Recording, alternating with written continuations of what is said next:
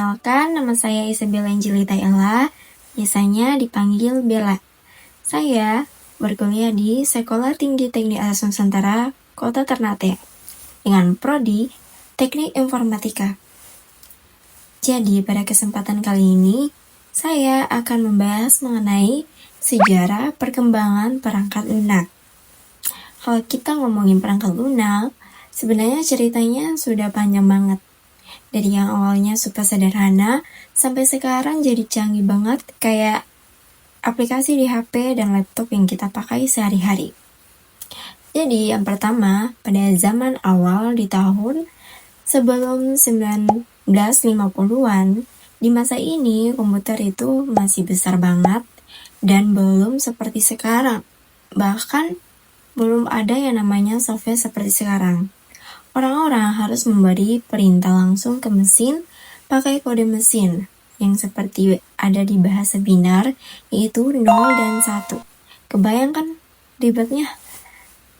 Tokoh penting di masa ini adalah Ada Lovelace, yang sering disebut sebagai programmer pertama di dunia karena sudah punya konsep program, walaupun komputer modern belum ada. Jadi, intinya, software masih sangat sederhana dan sulit digunakan. Oke, next. Pada generasi bahasa pemrograman di tahun 1950 sampai 1970. Nah, di sini mulai muncul bahasa pemrograman supaya manusia nggak perlu lagi nulis 0 dan 1 terus-terusan. Ya, contohnya seperti Fortran untuk sains dan COBOL untuk yang bisnis.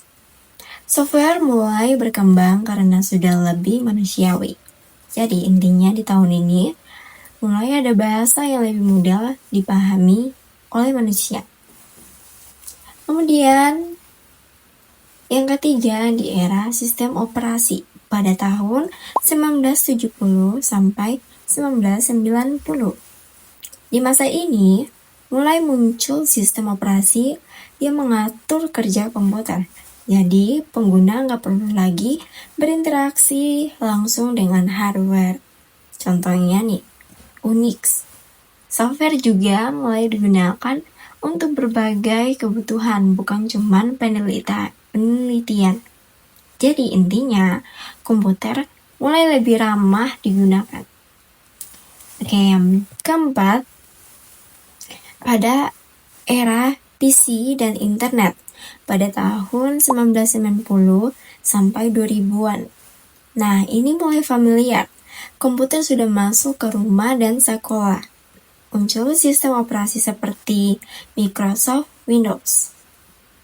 Dan yang paling penting, internet mulai booming.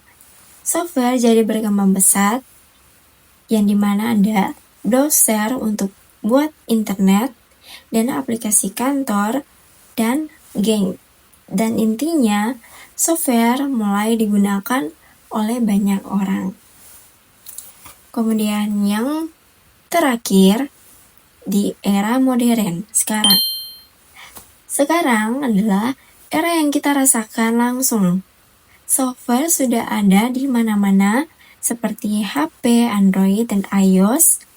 Kemudian ada aplikasi seperti WhatsApp, Instagram, TikTok, dan lain-lainnya. Kemudian ada cloud dan AI.